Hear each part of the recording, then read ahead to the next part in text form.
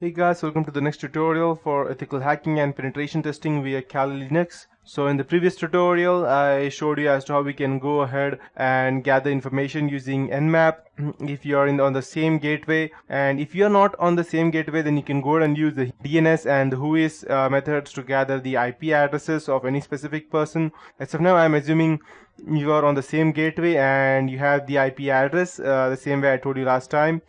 So now I want the operating system information about this specific IP address. So what I would do, I would go ahead and use my Nmap. I'll type the IP address over here, 0.168.236.131. And as you can see, there are different types of scan over here. If you go down, if the operating system you are trying to get access to is related to a company, it's a big company and you're trying to get information about that, then I won't suggest intense scan or intense neither of these things. I would not suggest that. I'll just go ahead and ask you to do a regular scan or a slow and comprehensive scan so that you don't get detected. But I'll be doing you all of these scans and I'll show you what is the difference between them and the different hops between them as to how we can go ahead and connect them, how many between routers were there in between, so that through which I need to go through to go ahead and get information about that. So I'll just do intense scan. It is doing a stealth scan. So these are the open ports, as you can see, of this particular PC and I can go ahead and use any of this port to go ahead and transfer my any Trojan or any virus that I have, and it will not get detected. It will just check it as a normal traffic. As you can see, 4 service and 1 host, it's trying to go ahead and try OS detection.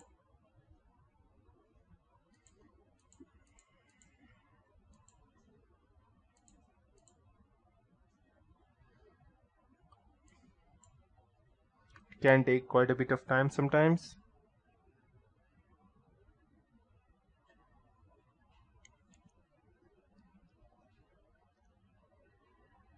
Perfect, done. Perfect. So these were the ports open and it started scanning for the OSS. So there are a total of 996 filtered ports, and filtered means these are firewall ports. You won't be able to enter these ports, but these are the ports which are open.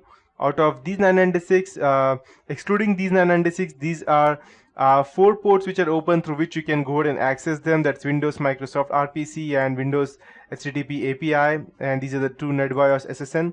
But if you're using Windows 8, let me suggest you that these would be all filtered out and there will not be any port open if you have an updated version of Windows 8.1. But still, there can be ways you can social engineer your way through that.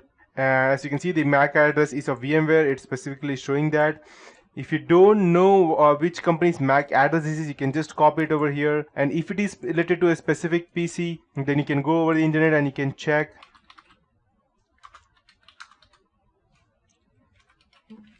MAC address. And yes, you can go ahead and check it over here. You can find the company lookup and you can just type the IP address.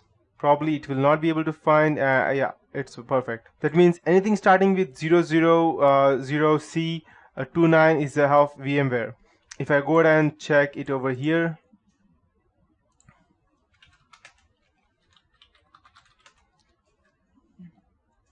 okay, I need to go ahead and through system.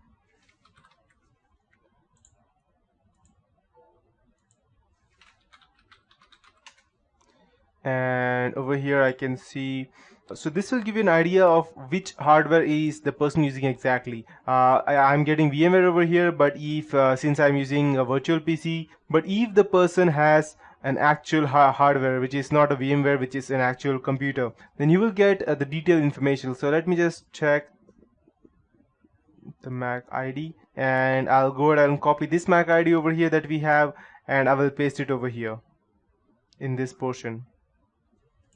So what I would do, I'll just cancel, I'll just go open over here and I'll check.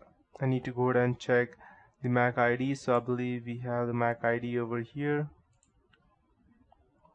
Okay, IPv6 address, perfect. We have the MAC ID. So I'll just type it over here, FC-AA -14 -45 5E 64, and let's check what we get. Perfect, it has the gigabyte technology and company limited. So if you want more information, you can just go ahead and compare it, and you can check it over here, and you will be able to confirm which exactly it is. Since this is a gigabyte technology, you can see the my system manufacturers gigabyte technology company limited. So in this way you can get the you can go ahead and at least narrow down your hardware area as to which exactly it is using. And where you have the hardware right now you need to go know which operating system is the person using. So you don't need to go ahead and gather much information about that, because you already have that. Once you do Nmap scanning, it will show you that it's general purpose for phone or a normal system. And but it's not a phone, since it has gigabyte technology. That means it's a computer, and it's not a virtual PC. And you can see it has Windows version 8 or Phone or Vista or 7. It can be either of these, but since it's using gigabyte technology, it cannot be Phone or Vista, because no one uses Vista as of now, yes, frankly. So it will be a Windows 2008 server or a Windows 7. So but over here again, these are the things as you can see.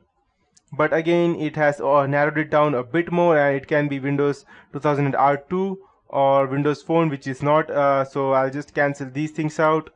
This is out, and we have it. So it can be Windows Server SP Pack 1 or Windows 7 or any of versions. And this operating system was last started on May 13. That's today at 2:30 p.m. in the afternoon. So you have the date, since how much time it is up. And it's just one hop. That means there are no computers in between. These are connected directly. If I'm connecting it through internet, then there will be multiple computers through all the routes through which I'm going, and it will show me through the fish eye as to where exactly my computer is by connecting it to several computers. And as you can see, we have the TCP sequence prediction, that is 263. That means we can easily go ahead and penetrate into that. Again, operating system is Windows, and we have all the information that we need. So the computer name was test user, since